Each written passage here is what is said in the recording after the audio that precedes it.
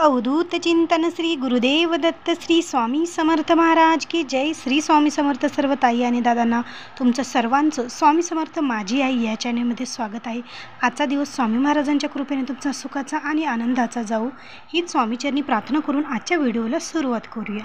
तर बघा, बऱ्याच वेळेस काय होतं की आपल्या काही अडचणी असतात आणि त्या अडचणीतून आपल्याला मार्ग मिळावा यासाठी आपण बऱ्याचशा सेवा करण्याचा प्रयत्न करतो, पण वेळेअभावी जे काही कामं असतं किंवा जॉब असतो त्याच्यानुसार आपल्याला कोणत्या सेवा करणं जमत नाही. समजा गुरुचरित्र पारायण करण्याची तुमची खूप इच्छा आहे, पण ते गुरुचरित्र पारायण करायलासुद्धा तुम्हाला वेळ नसतो.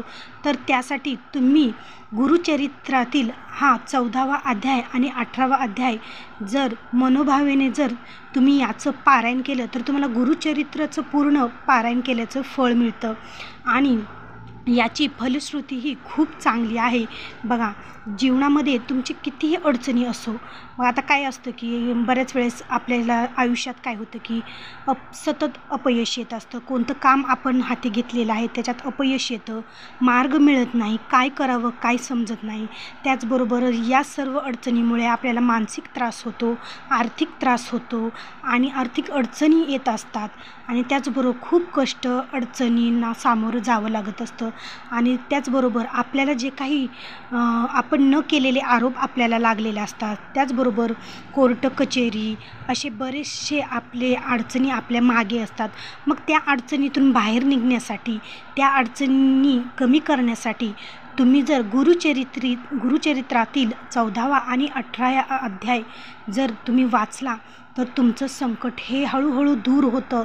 तुम्हाला तुमच्या कामातून मार्ग मिळतो, प्रत्येक अडचणीतून तुम्हाला मार्ग मिळतो.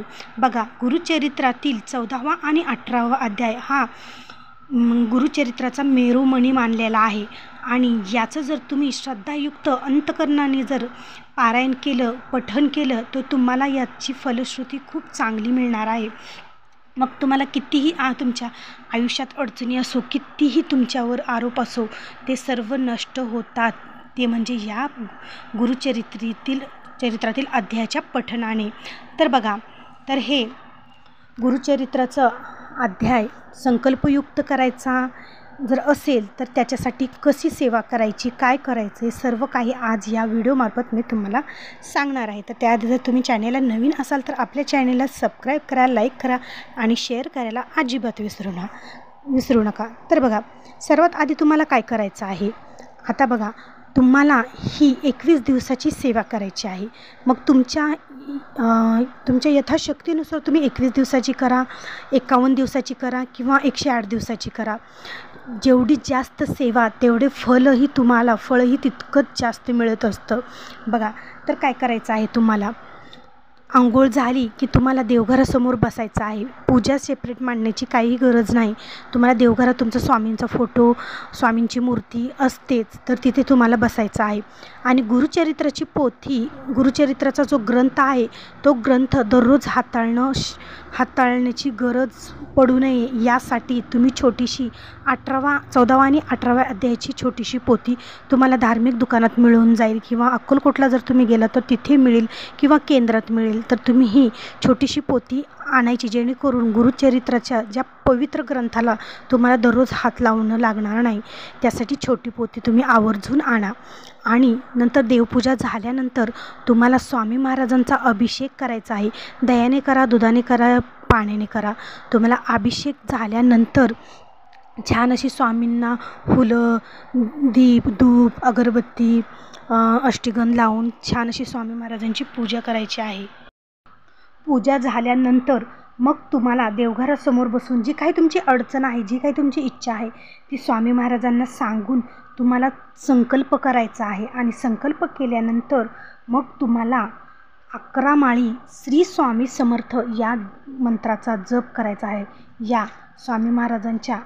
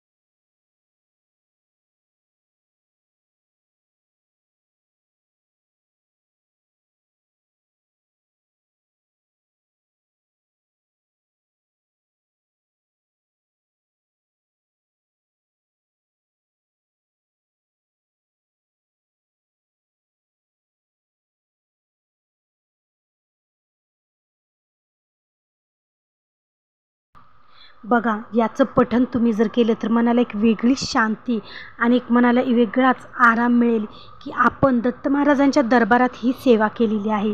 तुम्ही जितका जप होईल तेवढा जप करा. स्वामी महाराजांचा 14वा 18वा अध्याय स्वामी महाराजांच्या दरबारात करा, दत्त महाराजांच्या दरबारात करा.